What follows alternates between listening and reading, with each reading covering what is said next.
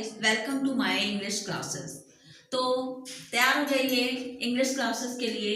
और आप सभी बहुत ही चिंता में होंगे, एक एग्जाम फोबिया के साथ जी रहे होंगे। रात जो पढ़ने वाले बच्चे हैं ना, तो रातों की नींद उनकी जो है उड़ गई होगी, क्या पढ़े क्या ना पढ़े, है ना। साल भर तो लगता है कि नहीं, हम तो एग्जाम सोए सोए दे लेंगे, लेकिन एग्जाम टाइम में हमने देखा है और मैं ये फील भी करती हूँ कि इवन जो बच्चे नहीं पढ़ने वाले होते हैं ना, वो भी सोचते हैं कि साल भर 12 महीने की पढ़ाई इधर 10-15 दिन में क्या कर लें। वो इतना जान लगा देते हैं कि हम 15 दिन में पूरी किताब चाट डालें। क्या ये पॉसिबल है? नहीं।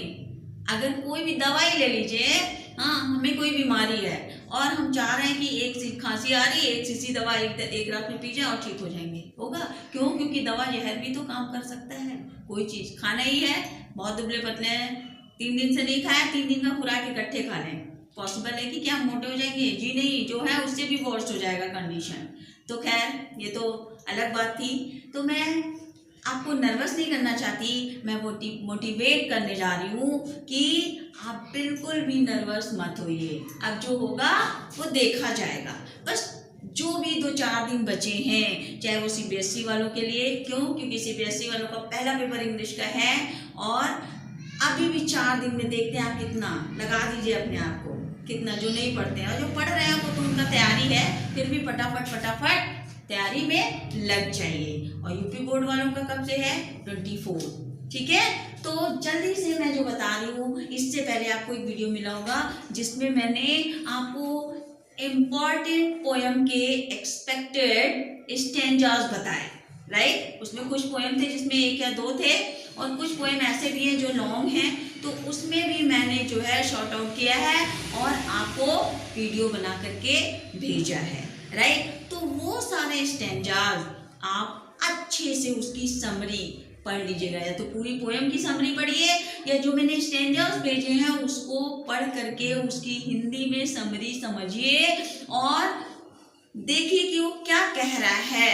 और कभी कभी क्वेश्चन का आंसर हमको आता है, लेकिन क्वेश्चन को इतना घुमा फिरा के पूछ देता है कि हम समझ नहीं पाते और आता हुआ क्वेश्चन छोड़ के चले आते हैं। तो घबराइएगा नहीं, बिल्कुल फ्री माइंड से। एक बार में क्वेश्चन नहीं समझ में आ रहा है, 2 बार में नहीं आ रहा है, तीसरे बार जरूर समझ में आएगा।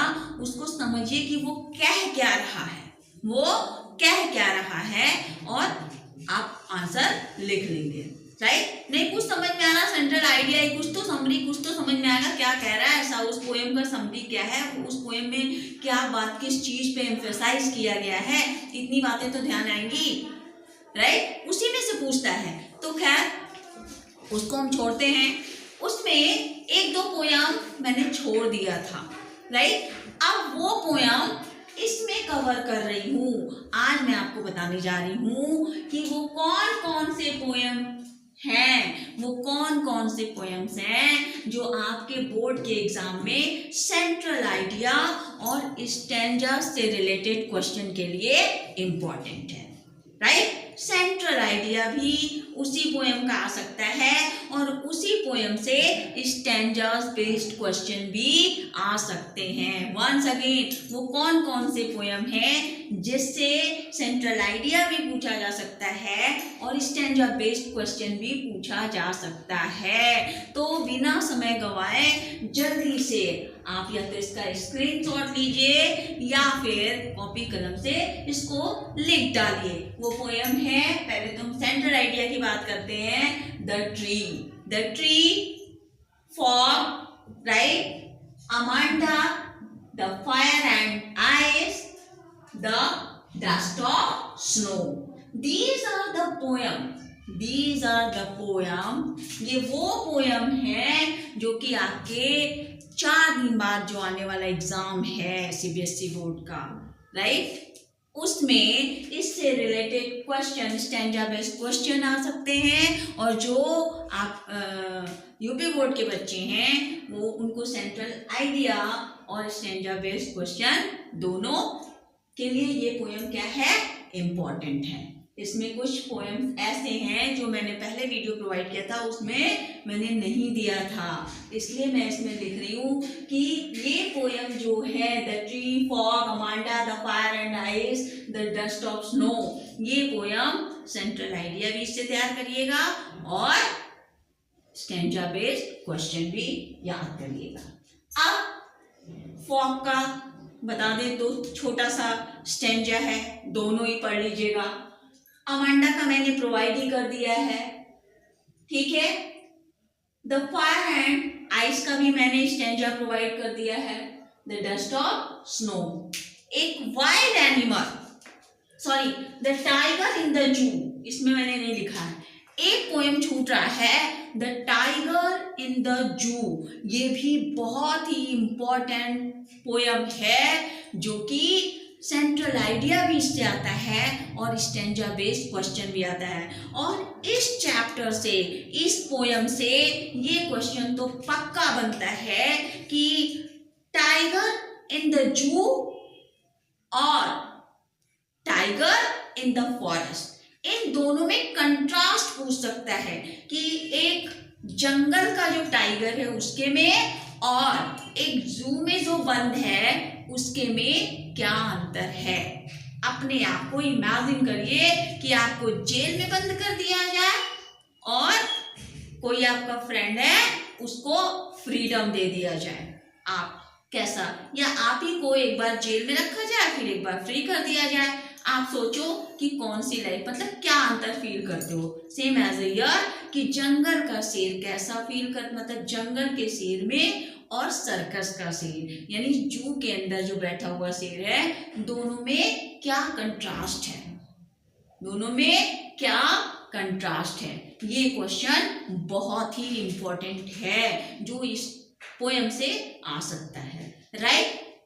तो ये तो पोएम सेंट्रल आइडिया और जो अभी मैंने बताया उस पोएम से जो इम्पोर्टेंट क्वेश्चन है वो मैंने बताया।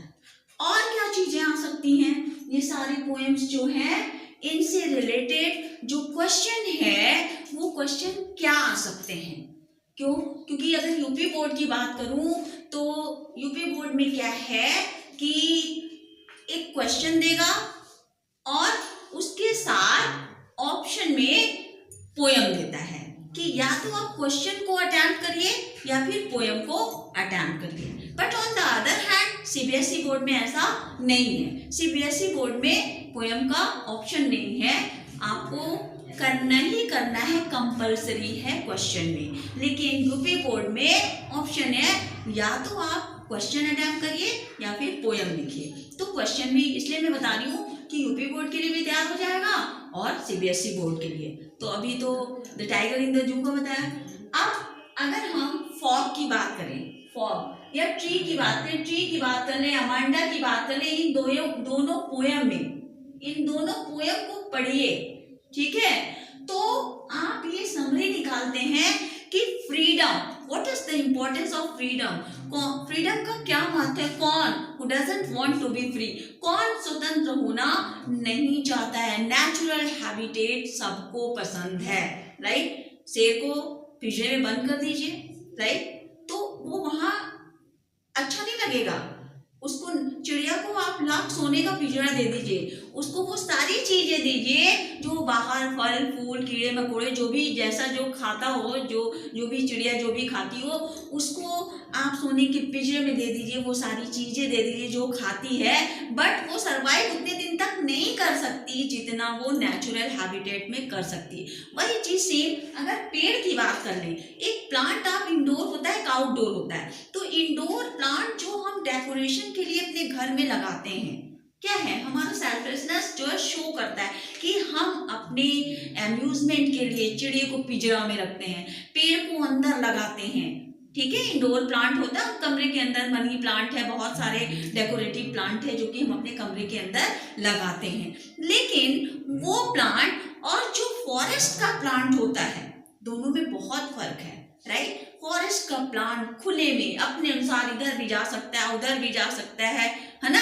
और जो अंदर हम लगाते हैं, सपोज वो भी चाहता है कि वो जब आप ये पोएम पढ़ोगे ना तो उसमें बिल्कुल सीधा सीधा पोएट ने एक्सप्लेन किया है कि जो इंडोर प्लांट होते हैं वो कैसे तेजी से, मतलब खिड़की पे वो लगता है कि वो खिड़की विंडो ग्लास जो उसको तोड़ करके, उसको ब्रेक करके बाहर कैसे जाना चाहते हैं, वो बाहर के वातावरण मतलब नेचुरल हैबिटेट को कैसे वो लाइक करते हैं। तो फ्रीडम से रिलेटेड आ गया। अमांडा की बात कर लें तो अमांडा में कुछ ऐसा यही है कि अमांडा क्या है, एक फ्री लाइफ है ना, वो he want to lead a free life, वो एक स्वतंत्र जिंदगी जीना चाहती है। He want to live in the street like a street boy, street girl, मतलब वो गलियों में रहना चाहती है, वो फ्रीडम चाहती है। गली के बच्चों जैसे, जैसे गांव में आप चले जाइए तो बच्चे क्या है अपने मन का गेम खेल रहे हैं, गिल्ली डंडा खेल रहे हैं, तो कोई पतंगबाजी कर रहा है, तो मतलब वो अपनी लाइफ जीते हैं, अपने अनुसार जीते हैं। बट अमांडा पे क्या है, जैसे हम पेरेंट्स करते हैं ना, सिटी में चले जाइए कमरे में बंद, ये मत करो, वो मत करो, डस्ट मत छुओ, है ना। अभी गांव में चले जाइए या कोई लेबर कैटेगरी के बच्चे को देखिए तो कितना फ्री लाइफ जिंदगी जीता है। माँ बाप काम कर रहे हैं, बच्चे मिट्टी में खेल रहे हैं, धूल में खेल रहे हैं, है ना, उनको कोई दबाव नहीं है। But on the other hand middle class family या बहुत हायर क्लास में, तो उनको अंदर घर में बंद करके रखा है, पढ़ो, ये मत करो, वो मत करो। तो यहाँ भी पोएट ने स्पीकर किसी स्टेंजा में स्पीकर अमांडा है, तो किसी स्टेंजा में उसके पेरेंट्स हैं। तो एक तो स्पीकर से रिलेटेड क्वेश्चन पूछ सकता है, स्टेंजा दे दिया और पूछ दिया who is the speaker in this stanza, कि इस स्टेंजा में स्पीकर कौन है, लिसनर कौन है। तो एक तो ये क्वेश्चन बनता है, राइट। और एक फ्रीडम से रिलेटेड क्वेश्चन बनता है, ठीक है, कि अमांडा की जगह अपने आप को रखिए तो आप क्या पसंद करोगे, है ना। अमांडा क्यों अपने माँ बाप को पसंद नहीं करती है, तो इस तरह के क्वेश्चन आ सकते हैं, ठीक है। अब द फायर एंड आइस की बात करें, द फायर एंड आइस की बात करें तो इसमें ये बताया है, ये इसमें कंपैरिजन पूछ सकता है कि फायर एंड आइस को किससे कंपेयर किया गया है, किस चीज से कंपेयर किया गया है। तो आपने क्लास में, अब इतना टाइम तो है नहीं कि हम एक एक पोएम जो है आपको एक्सप्लेन करें, तो शॉर्ट में बता रहे हैं कि इसमें जो है फायर एंड आइस को हीट एंड डिजायर से क्या किया गया है, जेलस, हेट, डिजायर, इससे जो है कंपेयर किया गया है कि कैसे नफरत, घृणा, जेलसी, राइट, और महत्वाकांक्षा मतलब डिजायर, कैसे इससे दुनिया नष्ट हो सकती है, नष्ट हो सकती है। तो इसमें ये क्वेश्चन बनता है कि फायर एंड आइस में फायर एंड आइस को किससे कंपेयर किया गया है, राइट। तो ये क्वेश्चन आपके इंपॉर्टेंट है इस चैप्टर से, इस पोएम से रिलेटेड। डस्ट ऑफ स्नो की बात करें, डस्ट ऑफ स्नो की बात करें तो ये भी पोएम बहुत ही इंपॉर्टेंट है, मोस्ट इम्पॉर्टेंट। क्यों? क्योंकि इसमें ये बताया गया है कि जो चीज दिखती है वो वास्तव में उसका रिजल्ट भी वही हो, ऐसा मतलब बैड इवेंट्स के बारे में इसमें बताया गया। मतलब जितनी भी चीजें, चाहे वो ये भी पूछ सकता है कि हेमलॉक ट्री है, चाहे क्रो है, इसको किससे कंपेयर किया गया है, राइट, इसको किससे सिग्निफाई किया गया है, राइट। तो ये क्वेश्चन बनता है। हालांकि क्वेश्चन मैंने वीडियो जो भेजा है उसमें बताया है। तो एक क्वेश्चन ये हो गया, किसको किससे कंपेयर किया गया है, राइट। इसकी समरी मतलब इसका थीम भी पूछ सकता है कि पोएट ने आखिर ऐसा वो कौन सी चीज थी जो पोएट के मूड को चेंज कर देती है, पोएट के मूड को चेंज कर देती है, एंड कौन सा मैसेज पोएट कन्वे करता है। इस पोएम के माध्यम से पोएट जो है कौन सा मैसेज पीपल को कन्वे करता है। तो जल्दी जल्दी मैं शॉर्ट में बताती हूँ। यही चीज कि ऐसा नहीं है कि कौवा काला है तो काला ही रिजल्ट आएगा, यानी इसमें ये बताया गया कि हर काली चीज को अशुभ माना जाता है। बट याद रखिए ये ब्लैक बोर्ड भी काला ही है मेरा बच्चा, ये ब्लैक बोर्ड भी काला है, लेकिन ये काला ब्लैक बोर्ड हमारी और आपकी क्या है, जिंदगी बदल देता है। हमारी और आपकी जिंदगी, ये काला ब्लैक बोर्ड लोगों की जिंदगी बदल देता है। तो कैसे कह सकते हैं काला जो है अशुभ है? नहीं, ऐसा नहीं, हम हमारी थिंकिंग जैसी होगी वैसा रिजल्ट दिखेगा। आप लगातार कोई एक ही कलर देखते रहिए तो हर जगह आपको वही कलर नजर आएगा। तो हम जैसा थिंक करेंगे वही रिजल्ट आएगा, हम जो सोचते हैं वही दिखता है, राइट। तो ये चीज इस पोयम में बताया गया है। क्या मैसेज कन्वे करता है? यही कि कोई जरूरी नहीं कि कौवा काला है तो उसका रिजल्ट बुरा हो, काली चीज अशुभ होती है ऐसा नहीं मानना चाहिए, राइट। तो ये मैसेज इस पोयम से कि हमें पॉजिटिव थिंकिंग रखनी चाहिए। क्यों? क्योंकि अगर काला कौवा, काला रंग अशुभ है तो वही काला बाकी के आधे दिन पोएट्स के बचा देता है। He was in depressive mood, वो क्या था? He was totally depressed, right. His mood was not good, he was sad, so that's why he was sitting under the hemlock tree. लेकिन अ क्रो केम देयर, आया and shook the tree, और उस पेड़ को, अब by chance ऐसा उसमें show तो नहीं है लेकिन ऐसा दिखाया तो नहीं, क्या किया कौवे ने, लेकिन किसी तरह कौवे के आने से कुछ तो हलचल हुई और स्नो गिरा और कवि जो डिप्रेसिव था मूड उसका चेंज हो गया और आधा का दिन उसका जो बर्बाद होने वाला था वो बच गया। तो कैसे, how can you say the black colour symbolise for bad evils? नहीं ना। तो ये कन्वे करता है मैसेज। तो ये these are the important poem for central idea and stanza based question। अब थोड़ा सा हम पोएटिक डिवाइस की बात करते हैं कि ये जो पोयम है, इन पोयम से रिलेटेड क्वेश्चन में सीबीएसई बोर्ड के लिए पोएटिक डिवाइस से रिलेटेड क्वेश्चन आते हैं। पोएटिक डिवाइस मतलब figures of speech. Figure of speech आपने पढ़ा होगा हिंदी में, जिसको हम अलंकार कहते हैं, अलंकार कहते हैं। तो आपके टीचर ने क्लास में बताया होगा कि पोएटिक डिवाइस होता क्या है, ठीक है। तो हर पोयम में, जो भी पोयम आया है उसमें कोई ना कोई पोएटिक डिवाइस जरूर होगा और पोएटिक डिवाइस से रिलेटेड एक क्वेश्चन सीबीएसई बोर्ड में जरूर पूछता है। तो ये इंपॉर्टेंट जो पोयम है इससे रिलेटेड आप पोएटिक डिवाइस भी पढ़ लीजिएगा कि इसमें कौन सा पोएटिक डिवाइस यूज हुआ है। पर फटाफट मैं बता रही हूँ कि पोएटिक डिवाइस की बात करें तो जैसे ये आपका है फायर एंड आइस है, फॉग है, डस्ट ऑफ स्नो है, इसमें मेटाफर का यूज किया गया है। किसका यूज किया गया है? मेटाफर का यूज किया गया है। क्यों? मेटाफर क्या होता है? Metaphor is a figure of speech in which there is comparison between two different object without using comparing word. Now I am going to explain in Hindi कि मेटाफर वो होता है, it is the form of simile, it implies the simile. Simile का ही रूप है, simile का ही रूप है मेटाफर।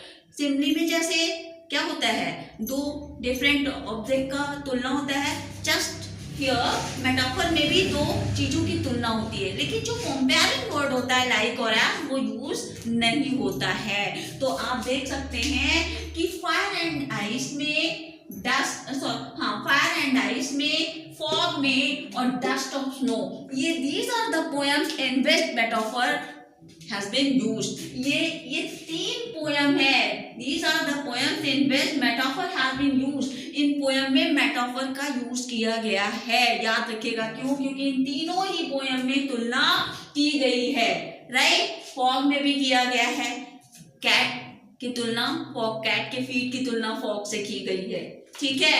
और फायर एंड आइस में भी डिजायर एंड हेट से किया गया है और डस्ट ऑफ स्नो में भी तुलना की गई है। अब दूसरा, हम तो इसमें क्या है? मेटाफर तीनों में है और इनमें जो है एलिट्रेशन भी है। क्या है?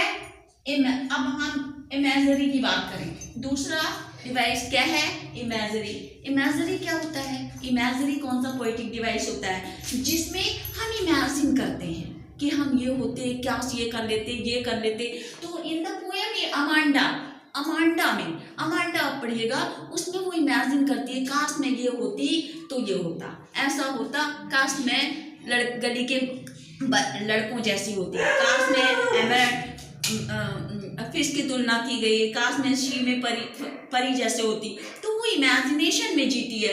तो अमांडा में ये चीज है। रिपीटेशन की बात करें, रिपीटेशन में क्या होता है? जब कॉन्सोनेंट साउंड बार बार रिपीट होता है। कॉन्सोनेंट साउंड क्या होता है? रिपीट होता है। तो जैसे आपने पोयम पढ़ा और उसमें क्या हुआ, कॉन्सोनेंट साउंड आपका रिपीट हुआ है, स स स जैसे, स स मतलब सी करके लिखा है, तो वो क्या हो जाएगा, आपका रिपीटिशन हो जाएगा। एलिट्रेशन की बात करें, सॉरी रिपीटिशन में वर्ड साउंड बार बार, और एलिट्रेशन की बात करें तो कॉन्सोनेंट साउंड जो है बार बार क्या होता है, रिपीट होता है। जैसे आपको आता है A B A B A B करके आता है ना, डस्ट ऑफ स्नो में है, जैसे राइमिंग वर्ड का आप मिलाएंगे तो क्रो हो गया, फिर फीड करके है, मी करके है, स्नो करके है, तो ए बी और फिर ए का नीचे वाले में ए करेंगे, क्रो का किससे मिलाएंगे, स्नो से मिलाएंगे, तो पहले में क्रो है और थर्ड लाइन में स्नो है, तो थर्ड लाइन ये आ जाएगा, सेकंड लाइन बी, तो फर्स्ट ए बी और फिर सेकंड में करेंगे तो फिर ए बी करेंगे, तो ए का ए से बी, तो ए बी करके आ जाएगा। तो ये आपका क्या हो गया, एलिट्रेशन हो गया, जो कॉन्सोनेंट साउंड को क्या करता है, रिपीट करता है। अब हम अगला एसोनेंस की बात करें, ठीक है, तो जो कॉन्सोनेंट साउंड को रिपीट करता है वो हो गया एलिट्रेशन। और एसोनेंस की बात करें तो जो वोवेल साउंड को रिपीट करता है, जैसे राइमिंग वर्ड में होता है ना, राइमिंग वर्ड तो एलिट्रेशन में भी हो गया और राइमिंग वर्ड एसोनेंस में भी होता है। फर्क क्या है, एलिट्रेशन में कॉन्सोनेंट साउंड रिपीट करता है, इसमें वोवेल रिपीटिशन होता है, वोवेल रिपीटिशन होता है ना, किसका रिपीटिशन होता है, वोवेल का, ठीक। जैसे सूट हो गया, फ्रूट हो गया, तो दोनों में यू यू आएगा, जैसे आई का हुआ सेट पेट, तो आई दोनों क्या है, वोवेल का रिपीटिशन हुआ।